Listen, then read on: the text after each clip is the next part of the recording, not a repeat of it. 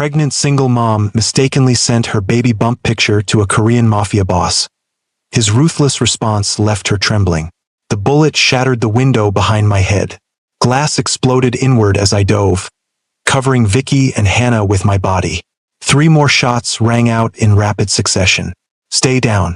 My hand was already reaching for the gun at my ankle, muscle memory from years of survival kicking in. Hannah's scream pierced through the chaos. Daddy. 2 men burst through the door, weapons raised. Jung-hoon, my own cousin, stood behind them, his face a mask of cold calculation. It's over, Kangdae. The council has decided. Your foreign wife, your bastard child, they're liabilities we can no longer afford. That's when Jonathan did something I never expected. He threw himself between the gunman and my daughter, taking a blade meant for her across his shoulder. Blood sprayed across the white marble floor. Get away from my daughter. His voice was raw with pain and something else. Desperation. Love, maybe. Your daughter? I was on my feet now, my own gun leveled at the closest attacker. She stopped being yours the moment you walked away. The immigration officer's voice crackled through someone's dropped phone on the floor, her recorded statement playing on loop. This marriage is fraudulent. Mrs. Park has 24 hours to leave the country with the child, or face deportation and criminal charges. Vicky clutched Hannah tighter, her eyes meeting mine across the chaos. We both knew what this moment meant. Everything we'd built over 3 years, our family, our life, our love, it was all crumbling. Jung-hoon stepped forward, gun now pointed directly at me. You've forgotten what we are, cousin. We don't love. We conquer. We take. We survive. That woman has made you weak. Then let me show you how the weak fight. I pulled the trigger. In my world, showing weakness gets you killed. Loving a foreign woman and raising another man's child? That's not just weakness. That's a death sentence. But 3 years ago, a single wrong number changed everything. One mistyped digit brought them into my life. And now, bullets, blood, and betrayal are the price for keeping them. My cousin wanted me to choose between my empire and my family. The immigration office wanted to tear us apart. Jonathan wanted to claim fatherhood he'd abandoned. And all I wanted was to protect the 2 people who taught me that monsters can become men, if they find the right reason.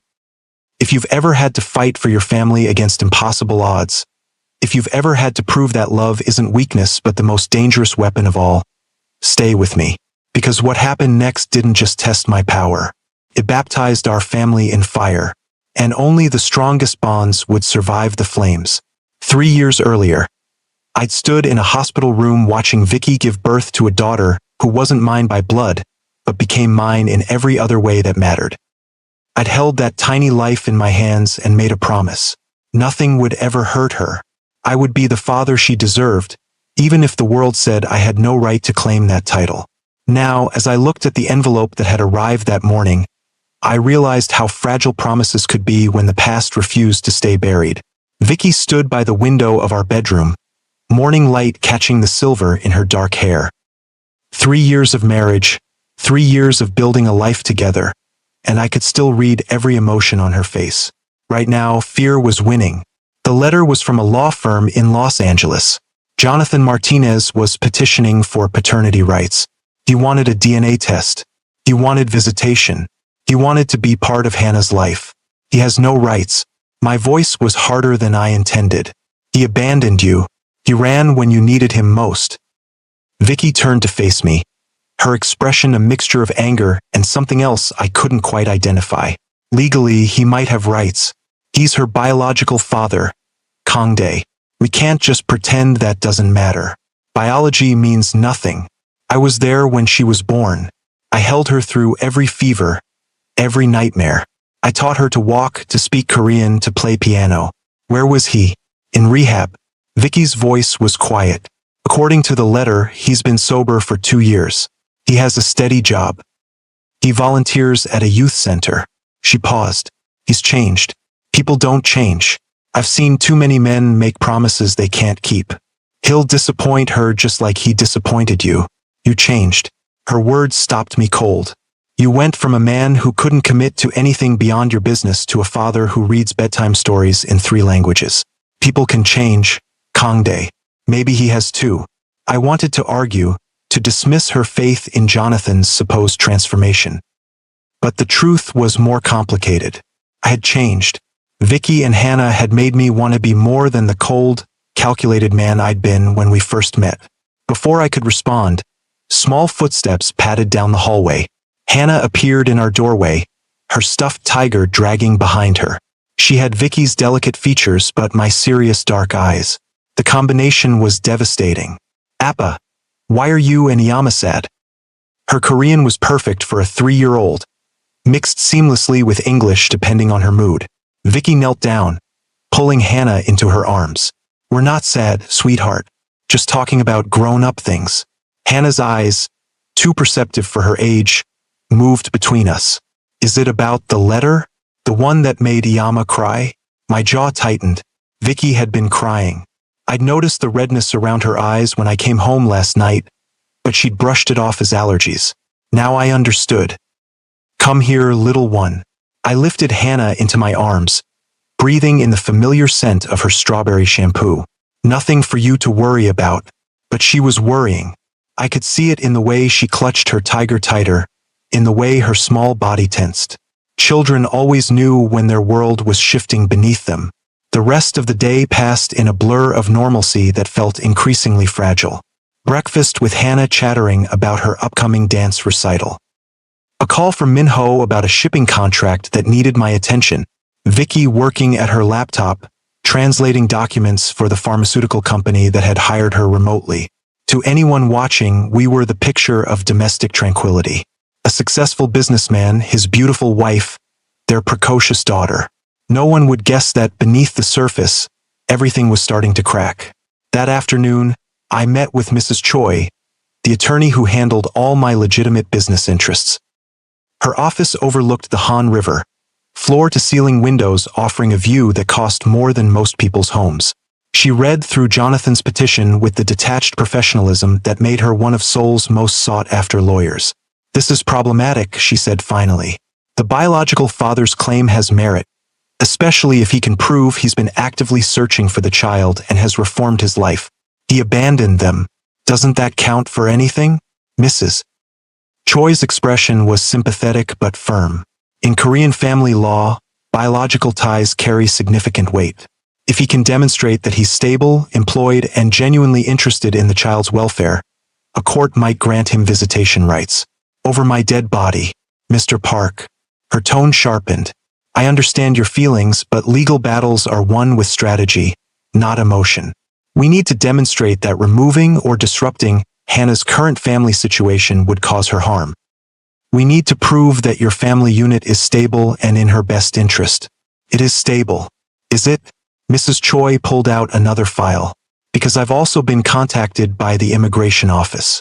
Your wife's visa status is under review. Someone has flagged her file, raising questions about the legitimacy of your marriage." The rage that flooded through me was cold and calculating. This wasn't coincidence. Someone was orchestrating this, using multiple pressure points to destabilize my family. Who requested the review? The request came from an anonymous source. But given the timing, concurrent with Mr. Martinez's petition, I would suspect coordination. Find out who. I stood already planning my next moves, and prepare a defense for the immigration hearing. My marriage is legitimate in every way that matters. "Mr. Park." Mrs. Choi's voice stopped me at the door. "There's one more thing. Mr. Martinez's petition includes medical information. Apparently, there's a hereditary heart condition that runs in his family. He's requesting that Hannah be tested." The information hit me like a physical blow. Medical history was the one thing I couldn't provide for Hannah. The one gap in my knowledge of her that reminded me she carried someone else's genetic legacy. What kind of condition? Hypertrophic cardiomyopathy. It's manageable if caught early, but it can be serious if left undiagnosed. Mrs. Choi's expression softened. "He's not wrong to want her tested, Mr. Park. This isn't just about custody. This is about her health." I left her office with my mind racing. Jonathan wasn't just fighting for parental rights. He was offering something I couldn't, information about Hannah's biological heritage that might be crucial to her well-being. That evening, I found Vicky in Hannah's room, watching our daughter sleep. The nightlight cast soft shadows across Hannah's face, making her look even younger than her 3 years. Mrs. Choi told me about the heart condition. Vicky didn't look at me. Do you think we should have her tested? Yes. The admission cost me more than I wanted to acknowledge. If there's a medical risk, we need to know. Vicky finally turned to face me. This is why he's doing this, isn't it? Not just because he wants to be her father. Because he actually has information we need. Maybe. I moved to stand beside her, my hand finding hers in the darkness. But that doesn't change anything. She's still our daughter. This is still our family. Is it? Vicky's voice broke slightly. The immigration office thinks our marriage is fake. Jonathan thinks he deserves to be her father. Your own organization probably sees us as a liability. How long can we keep fighting everyone? Kangdae? As long as it takes. I pulled her close, feeling the familiar shape of her body against mine. I didn't survive in my world by giving up when things got difficult. And I'm not starting now. But even as I said the words, I felt the weight of the battles ahead. Jonathan's petition, the immigration review, and something else, something I hadn't told Vicky yet. The growing unrest within my own organization over my foreign wife and non-biological daughter. Jung-hoon had made his position clear during our last family meeting. You've gone soft, cousin. The elders see it. Your enemies see it. How long before someone decides to test whether you're still the man who built this empire? At the time, I dismissed his concerns as jealousy. Jung-hoon had always resented that I'd inherited leadership instead of him. But now, with everything else crumbling, I wondered if he'd been warning me or threatening me. My phone buzzed with a text from Min-ho. We need to talk. Tonight. It's urgent. I kissed the top of Vicky's head. I have to go out for a few hours. Business that can't wait. She pulled back, searching my face. Is it dangerous? No more than usual. The lie came easily, practiced over years of shielding her from the darker aspects of my world. But as I drove through Seoul's nighttime streets toward the private room where Min-ho waited, I knew that nothing about our situation was usual anymore. The careful separation I'd maintained between my family life and my business was collapsing. And I wasn't sure I could protect Vicky and Hannah from what was coming. Min-ho was waiting in the back room of a restaurant I owned, his expression grim. He'd been my closest friend and most trusted lieutenant for 15 years. If he was worried, I needed to pay attention. We have a problem. He slid a folder across the table. Jung-hoon has been meeting with the Park faction. The ones who've wanted you out since you married Vicky. I opened the folder, scanning the surveillance photos. My cousin in conversation with 3 of the family elders. Men who'd never hidden their disapproval of my choices. What are they planning? A vote of no confidence. Min-ho's voice was flat. They're using your marriage and Hannah as evidence that you've lost focus. That you've prioritized your foreign family over the organization's interests. When? 2 weeks. They're calling a full council meeting. Jung-hoon has been building support, arguing that your attachment to Vicky and Hannah makes you vulnerable. That enemies could use them as leverage against you. The irony wasn't lost on me. My cousin was right. Vicky and Hannah were my weakness, the only things in the world I cared about more than power or survival. And in my world, visible weaknesses got exploited. What's the play? I asked Min-ho. You could send them away, temporarily, until this blows over. He held up a hand before I could respond. I know you won't, but I have to say it. If they're not here, they can't be used against you. They're my family. I'm not sending them away. Then you need to demonstrate strength. Show the council that your family doesn't make you weak, it makes you more dangerous. Because you now have something worth killing for. I thought about Jung-hoon's words, his accusation that I'd forgotten what we were. But he was wrong. I hadn't forgotten. I'd evolved. I'd learned that the kind of power that came from protecting something precious was far more dangerous than the power that came from having nothing to lose. Set up a meeting with Jung-hoon. Private. Just the 2 of us. Boss, that's not safe. If he's planning a move against you, he won't kill me. Not yet. He wants the council to strip me of power first. He wants it to be legitimate.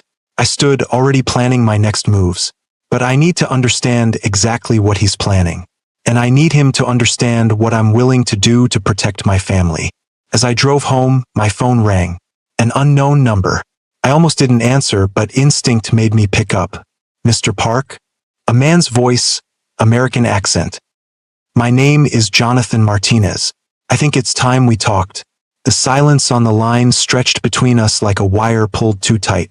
I could hear his breathing, nervous and unsteady. So different from the confident businessman I'd become, the man who'd learned to weaponize silence in negotiations. We have nothing to discuss. My voice was ice. Any communication should go through attorneys. Please, just 5 minutes. The desperation in his voice was real. I'm not trying to take her away from you. I just need you to understand why I'm doing this. Against every instinct, I found myself pulling into an empty parking lot. The city lights of Seoul glittered around me, a kingdom I'd built through calculated risks and ruthless decisions. Now a stranger's voice on the phone was asking me to make the most dangerous gamble of all. To listen. 5 minutes. I checked my watch. Starting now. Jonathan's exhale was audible. Thank you. Look, I know you have no reason to trust me. I know what I did to Vicky, to our daughter, was unforgivable. She's my daughter. The correction came automatically, viscerally. Yes. Pause. She is. You've been her father in every way that matters. I'm not disputing that. But Mr. Park, she's also got my DNA running through her veins, and that DNA comes with a ticking time bomb. The heart condition. My brother died of it at 15. Just collapsed one day during soccer practice. If my parents had known, if they'd caught it earlier, he might still be alive. Jonathan's voice cracked. I can't let that happen to Hannah. I can't lose another person I love to something preventable. Despite my anger, despite every reason to distrust him, I heard the genuine fear in his voice. The terror of a man who'd watched someone die and was desperately trying to prevent history from repeating. You could have sent the medical information without filing for custody. I tried. Your lawyers blocked every attempt at contact. Jonathan's frustration bled through. I've been searching for Vicky and my daughter for 2 years, ever since I got sober and realized what I'd thrown away. But you'd buried them so deep, changed Vicky's name in every database, made them disappear. He wasn't wrong. After we'd married, I'd used every resource at my disposal to protect my family's privacy, to make sure no one from Vicky's past could find them. I'd never considered that someone might have a legitimate reason to search. What do you want, Mr. Martinez? Jonathan. Please just call me Jonathan. What I want is to know she's okay. To maybe, if you and Vicky agree, see her occasionally. To be some small part of her life. His voice dropped. I'm not trying to replace you. I couldn't even if I wanted to. I just want a chance to be something. Anything. Even if it's just the guy who sends birthday cards and makes sure she knows her medical history. The reasonable tone, the modest requests, all of it made him harder to hate. And I wanted to hate him, needed to hate him, because anger was easier than the complicated truth that he might actually care about Hannah's well-being. I'll discuss it with Vicky. That's all I can promise. That's all I'm asking. Thank you, Mr. Park. Truly. One more thing. I let steel enter my voice. If you ever go behind our backs again, if you ever contact immigration or try to use legal pressure to force your way into her life, I will make you disappear. Money, lawyers, the entire American legal system won't protect you from me. Are we clear? Crystal clear. Jonathan didn't sound intimidated so much as resigned. For what it's worth, I didn't contact immigration. I don't know who did that. I hung up without responding, but his words echoed in my mind. If Jonathan hadn't triggered the immigration review, who had? The timing was too perfect to be coincidence. My phone rang again immediately. Minho. Boss, we've got a situation. The immigration office just moved up Vicky's hearing. It's tomorrow morning at 9. Tomorrow? That's impossible. They're required to give 30 days notice. They're claiming special circumstances. Minho's voice was grim. Someone with serious pull is expediting this. And boss, there's something else.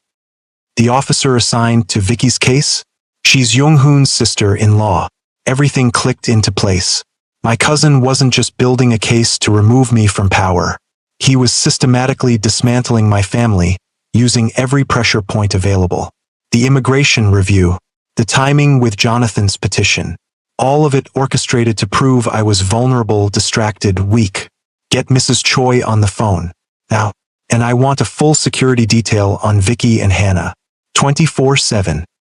No one gets close to them without going through our people. Already done. Minho hesitated. Boss, Young-hoon is playing for keeps. This isn't just politics. He wants you completely destroyed. Then let's make sure he understands what happens when you threaten my family. I pulled back onto the road, my mind already racing through strategies. Set up that private meeting. Tomorrow night after the immigration hearing. Neutral ground. I'll arrange it. When I got home, Vicky was still awake, curled up on the couch with a cup of tea that had gone cold. She looked up as I entered, and I saw the fear she'd been trying to hide all day. Jonathan called me. I sat beside her, taking her hand. We talked. Her eyes widened. About what? About Hannah. About the heart condition. About what he actually wants. I paused, choosing my next words carefully. I think he's genuine, Vicky. I think he's really changed. Tears welled in her eyes. I never thought I'd hear you say that. It doesn't mean I trust him. It doesn't mean I'm okay with any of this. But I met her gaze. If he has information that could protect Hannah's health, we need to listen. She comes first. Before my pride, before my anger. She comes first.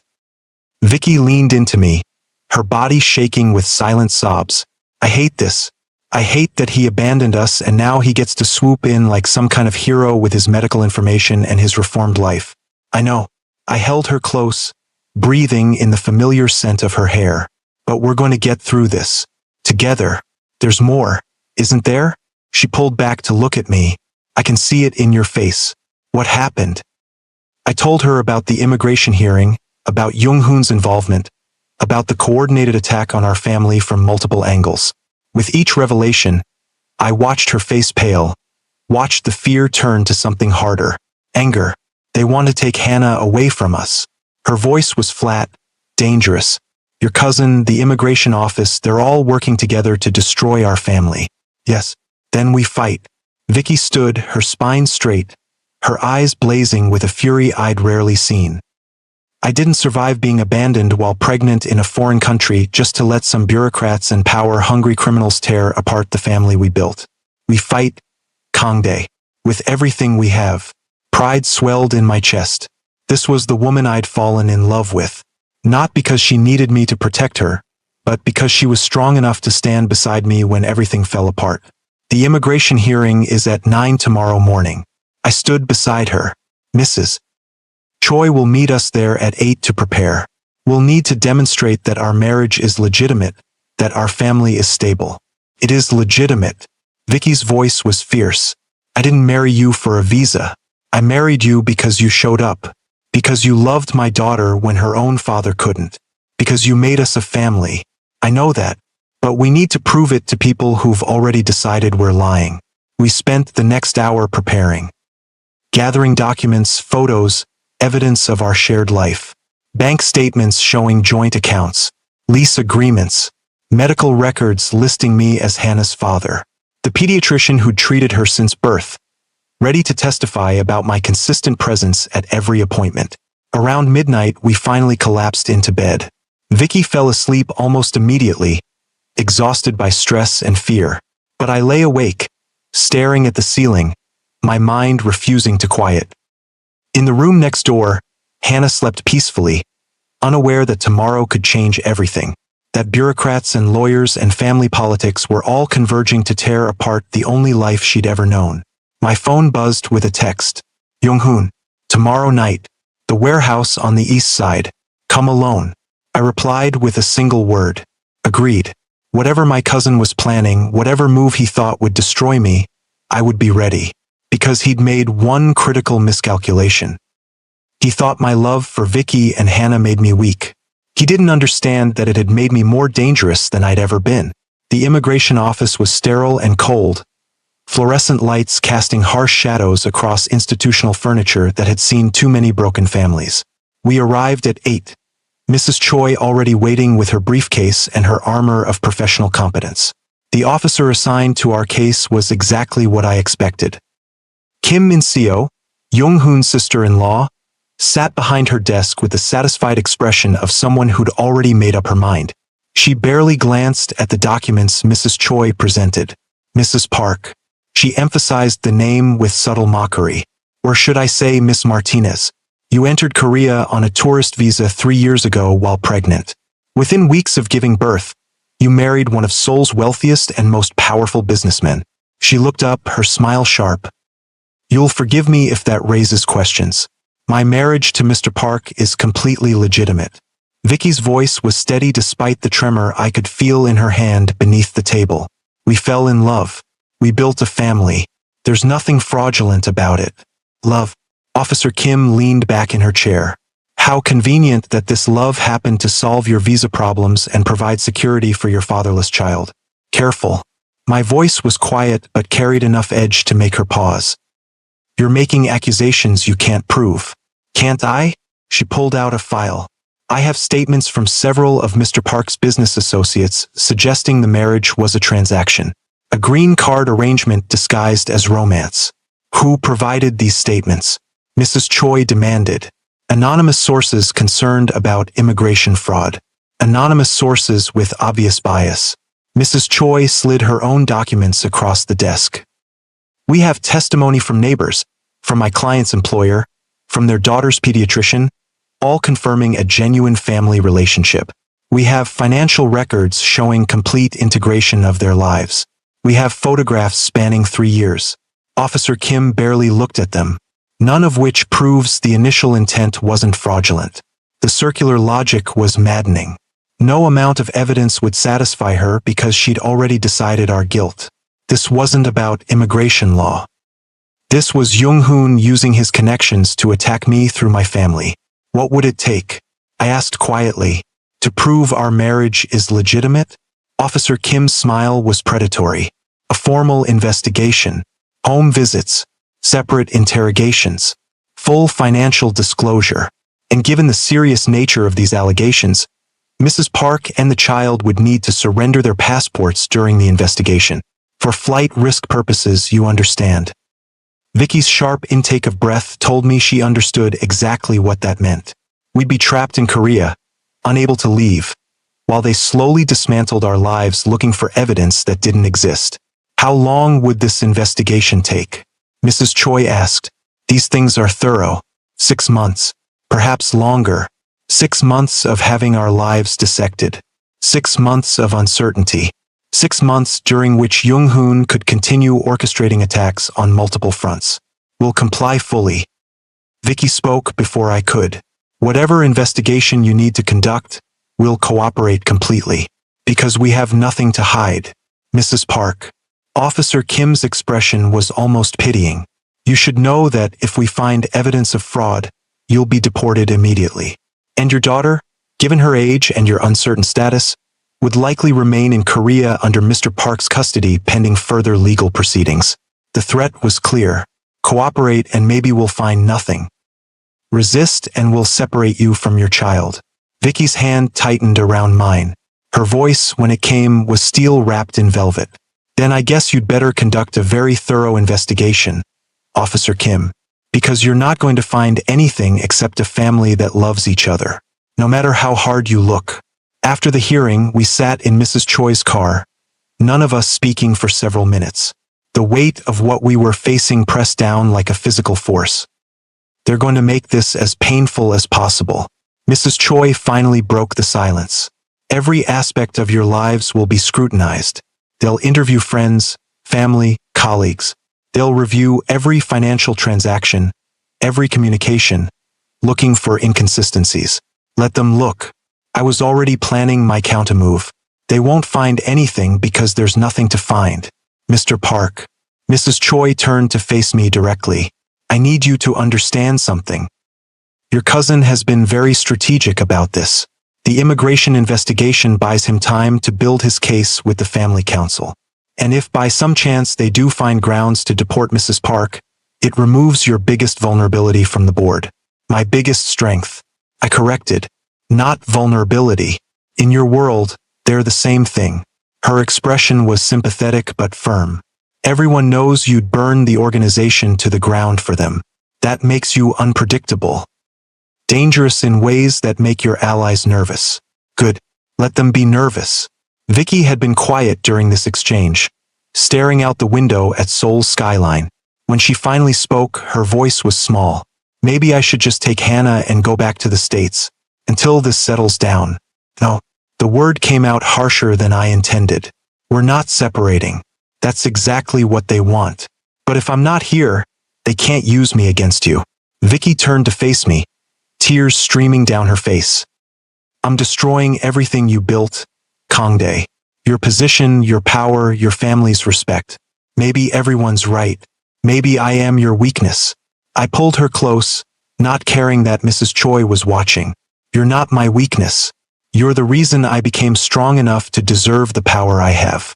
And I'm not letting them take you away, even if it costs you everything, especially then.